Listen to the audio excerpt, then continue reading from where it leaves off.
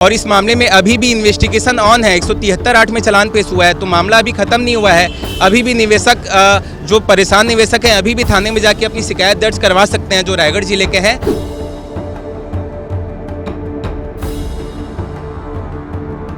ये कार्य पूर्व की सरकार को 1 साल पहले ये कार्य हो जाना था, लेकिन पूर्व की सरकार में कोई भी विल पावर नहीं था, इच्छा शक्ति नहीं थी, क्योंकि इच्छा शक्ति उसी सरकार में होती है जो ईमानदार और स्वच्छ होती है। तो अगर आपने सहारा इंडिया में पैसा निवेश किया है और आप अगर रायगढ़ ज़िले के निवासी हैं और पैसे की वापसी के लिए संघर्ष कर रहे हैं, तो ये खबर आपके लिए सुकून देने वाली है। जी हाँ, रायगढ़ कलेक्टर ने कल कलेक्टर कोर्ट से एक आदेश जारी किया है, जिसके तहत सहारा के जो ब्रांच मैनेजर हैं रायगढ़ ब्रांच के, उनकी संपत्ति को कुर्की करने के आदेश दिए हैं। और ये संपत्ति तकरीबन 10 करोड़ से अधिक की है।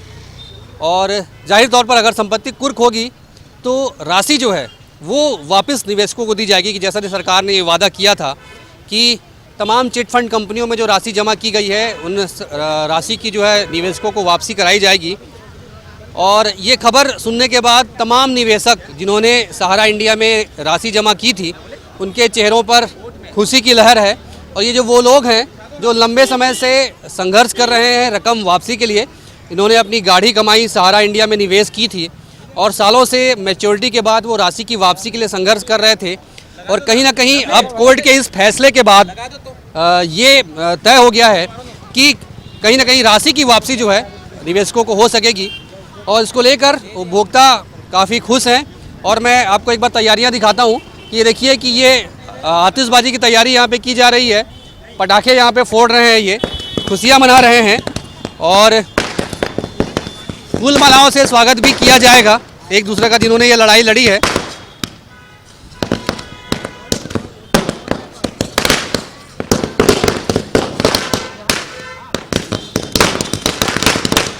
तो कहीं ना कहीं कोर्ट के इस फैसले के बाद उपभोक्ता काफ़ी खुश है और एक उम्मीद जगी है कि जो उनकी गाढ़ी कमाई है वो फिर से वापस हो सकेगी। और गांधी पुतला चौक में जो निवेशक हैं, जैसे जैसे उनको जानकारी मिली है वो यहाँ पे पहुँचे हुए हैं और ये कहीं ना कहीं पहली जीत है इनकी, और आगे लड़ाई और जारी रखनी है। और उसको लेकर किस तरह से इन्होंने संघर्ष किया हम जानने का प्रयास करेंगे। ये बताइए कि क्या कुछ निर्देश मिला है कोर्ट से, पहले ये बताइए। पहले तो मैं हमारे मीडिया बंधु को सभी को मैं आभार देता हूं आप लोगों की। आप लोगों ने हमेशा हमारी लड़ाई को एक मूर्त रूप दिया, हमेशा हमारी आवाज़ को न्यायपालिका तक और सरकार तक पहुंचाने का आप लोगों ने हमेशा हमारा साथ दिया है। इस मामले में हमारे जो वर्तमान सरकार है उन्होंने भरपूर साथ निवेशकों का दिया है। इस मामले में 65 आरोपी इस मामले में 65 आरोपी हैं, जिसमें 3 लोगों की गिरफ्तारी हुई थी। उसमें एक आरोपी की जिला कलेक्टर माननीय कलेक्टर महोदय ने एक आरोपी की लगभग जिसकी मार्केट वैल्यू 10 करोड़ है उसकी संपत्ति कुर्की का आदेश दिया है, जिससे निवेशकों में बहुत उम्मीद जागी है कि उनका पैसा जल्द मिल जाएगा। और इस मामले में टोटल 40 करोड़ का चालान पेश हुआ है, तो हमें पूरी उम्मीद है कि वो कुर्की भी महीने 2 महीने में पुलिस संपत्ति का चिन्हांकन करके देगी, जिससे निवेशकों को पूरी राशि वापस मिलेगी। इसमें सबसे बड़ा अहम योगदान हमारे ज़िले के जो कद्दावर मंत्री हैं, जो लाडले विधायक हैं रायगढ़ के, उनका भरपूर सहयोग मिला है और उन्हीं के इच्छा शक्ति से ये कार्य हुआ है। और ये कार्य पूर्व की सरकार को 1 साल पहले ये कार्य हो जाना था, लेकिन पूर्व की सरकार में कोई भी विल पावर नहीं था, इच्छा शक्ति नहीं थी, क्योंकि इच्छा शक्ति उसी सरकार में होती है जो ईमानदार और स्वच्छ होती है, जिनका मनोबल ऊंचा होता है। लगभग कितने निवेशक हैं रायगढ़ जिले में, कितनी राशि इन्वेस्ट की गई होगी ये बताइए। रायगढ़ जिले में जो मामला दर्ज हुआ है उसमें 41 करोड़ का चालान पेश हुआ है, जिसमें 3848 3848 इन्वेस्टर हैं। और इस मामले में अभी भी इन्वेस्टिगेशन ऑन है। 173(8) में चालान पेश हुआ है, तो मामला अभी खत्म नहीं हुआ है। अभी भी निवेशक जो परेशान निवेशक हैं अभी भी थाने में जाके अपनी शिकायत दर्ज करवा सकते हैं, जो रायगढ़ जिले के हैं, उनको भी न्याय मिलेगा इस मामले में। लगभग कितनी राशि जो है वो वसूलनी है इनसे, और क्या लगता है और कितने आरोपी होंगे इसमें? इस मामले में 65 आरोपी हैं, जिसमें 3 की गिरफ्तारी हुई है। इस मामले में एक आरोपी जो है जो कुर्की हुई है, वो भी उसमें काफ़ी संपत्तियाँ उस आरोपी की छूट गई हैं, तो उस आरोपी की संपत्ति से लगभग आधा निवेशकों का आधा भुगतान हो जाएगा। तो हम पूर्ण रूप से इसमें आश्वस्त हैं। अगर सभी आरोपियों की संपत्ति कुर्क करके जिला कलेक्टर के पास भेजें तो निवेशकों को उनकी मूल राशि तो मिलेगी ही, ब्याज भी मिलेगा। मैं आपको बता दूं कि ये तमाम निवेशक हैं, इन्होंने लगातार इनकी संपत्ति सर्च की। जो ओम प्रकाश शर्मा थे जो यहाँ के ब्रांच मैनेजर थे, उनकी संपत्ति इन्होंने सर्च की और सर्च करने के बाद पुलिस को जानकारी दी कि कहाँ कहाँ इन्होंने राशि का निवेश किया है।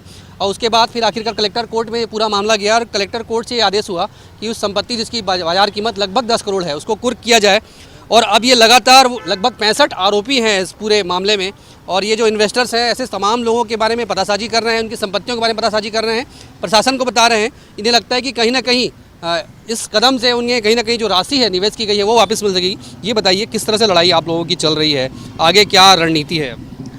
जी देखिए, मैं सामाजिक कार्यकर्ता हूं नरेश कंकरवाल, और आगे रणनीति हमारी ये है कि हमने भूख हड़ताल से लेकर के आमरण अनशन से लेकर के रैलियों से लेकर के सरकारी दफ्तरों के इतने चक्कर काटे हैं, केवल और केवल जनता की जो डूबी पूंजी है सहारा नामक एक फर्जी बैंक में, उन जनता की पूंजी उनके पास चले जाए, इस उम्मीद को लेकर के कि कोई ऐसा अधिकारी आ जाए जो इनकी संपत्तियों को कुर्क कर दे, कोई ऐसा मंत्री आ जाए जो इनकी संपत्तियों को कुर्क कर दे और रायगढ़ की जनता को उनका पैसा मिल जाए। तो हमारा सौभाग्य है कि हमको पूर्ववर्ती सरकार में किसी प्रकार का कोई सहयोग नहीं मिला।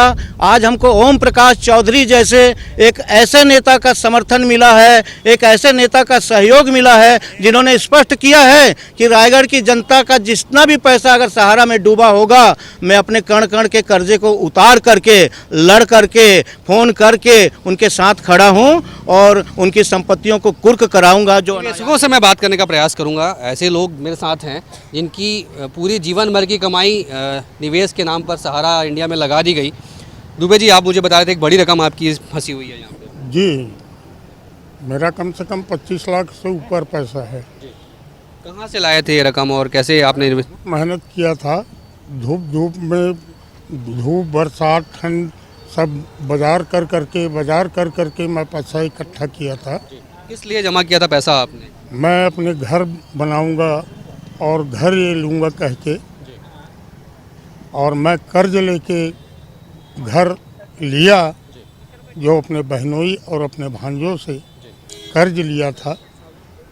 उसके बाद मेरे भांजे और मेरे बहनोई दोनों एक साथ एक ही दिन चले गए, जिसका आज तक मैं कर्ज उतार नहीं सका हूँ।